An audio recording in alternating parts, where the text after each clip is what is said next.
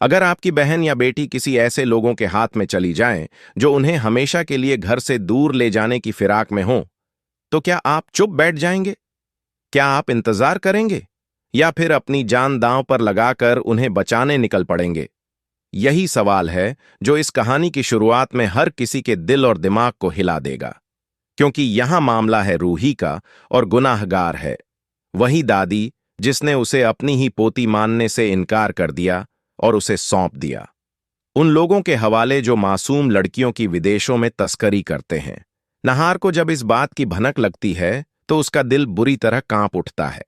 वह बुखार और कमजोरी से टूटा हुआ है, मगर अपनी हालत की परवाह किए बिना वह रूही को ढूंढने के लिए घर से निकल जाता है। घर वाले उसे बार बार रोकने की कोशिश करते हैं। रतन और समर उसे पकड़कर समझाते हैं कि इस हाल में उसका बाहर निकलना खतरनाक है, लेकिन नहार की आंखों के सामने सिर्फ रूही का चेहरा घूमता रहता है। उसे यकीन है कि अगर उसने देर की तो रूही हमेशा के लिए उससे छिन जाएगी। दूसरी तरफ रूही धीरे धीरे होश में आती है और सुन लेती है कि उसका सौदा आज ही होने वाला है। उसकी आंखों से आंसू बहने लगते हैं, लेकिन वह तुरंत खुद को संभाल लेती है, क्योंकि वह जानती है कि अगर उसने डर दिखाया तो उसकी आखिरी उम्मीद भी खत्म हो जाएगी।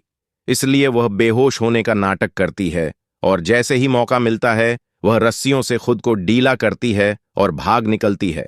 वह गलियों में दौड़ती है, ठोकर खाती है, गिरती है, लेकिन हार नहीं मानती।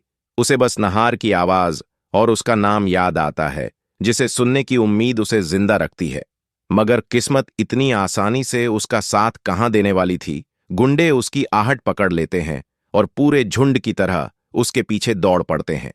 रूही जान बचाने के लिए सड़क की तरफ भागती है, और इत्तेफाक, देखिए, उसी सड़क पर नहार रूही को ढूंढ रहा होता है। रूही की नजर जैसे ही नहार पर पड़ती है, उसकी आंखों में उम्मीद की एक नई रोशनी चमक उठती है। वह जोर से चीखती है, नहार। लेकिन इससे पहले कि नहार उसे देख पाए, गुंडे भीड़ और ट्रैफिक का फायदा उठाकर रूही को पकड़ लेते हैं, उसका मुंह दबा देते हैं और उसे गाड़ी में डालकर ले जाते हैं। नहार जब पलटकर देखता है तो सब खत्म हो चुका होता है। उसकी आंखें आंसुओं से भर जाती हैं और वह खुद को बुरी तरह लाचार महसूस करता है। इतने में घर वाले भी वहां पहुंच जाते हैं। रतन और समर उसे समझाते हैं कि घर चलो, लेकिन नहार साफ कह देता है कि वह बिना रूही के कहीं नहीं जाएगा। सबको लगता है नहार को भ्रम हो रहा है, लेकिन तभी सड़क पर रूही की टूटी चूड़ी मिलती है और नहार की चीख फूट पड़ती है। यह देखकर जूही भी घबरा जाती है और रोने लगती है।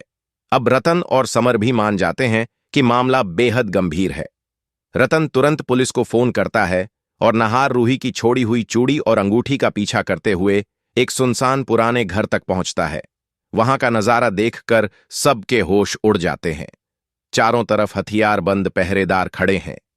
अंदर कई मासूम लड़कियां रस्सियों में बंधी बैठी हैं और सामने विदेशी लोग बैठे हैं, जिनके सामने लड़कियों की बोली लग रही है।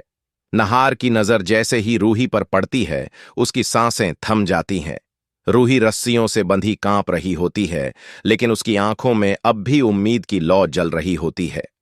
नहार धीरे से उसके पास जाता है और उसे गले से लगा लेता है। दोनों की आंखों से आंसू रुकते ही नहीं, मगर तभी गुंडों को उनकी मौजूदगी का एहसास हो जाता है। अब चारों तरफ से हथियारों का घेरा कस दिया जाता है। नहार और समर की आंखों के सामने खून उबाल मारता है, लेकिन वह मजबूर हैं, क्योंकि उन लोगों के पास हथियार हैं और उनके पास सिर्फ भरोसा है पुलिस के वक्त पर पहुंचने का। लेकिन सवाल यह है कि क्या पुलिस वक्त पर पहुंचेगी, या फिर गुंडे रूही और बाकी सभी लड़कियों को गाड़ी में डालकर दूसरी जगह ले जाएंगे? नहार अपनी जान की बाजी लगाकर भी रूही को बचा पाएगा या नहीं? यही है इस कहानी का सबसे बड़ा सस्पेंस, जो हर किसी की सांसें थाम देगा। क्या आप चाहते हैं कि नहार अपनी जान देकर भी रूही को उन दरिंदों से आजाद करा पाए, या फिर यह कहानी एक ऐसे मोड़ पर खत्म होगी जहां मासूमियत और भरोसा हमेशा के लिए हार जाएगा? यही राज आगे खुलने वाला है।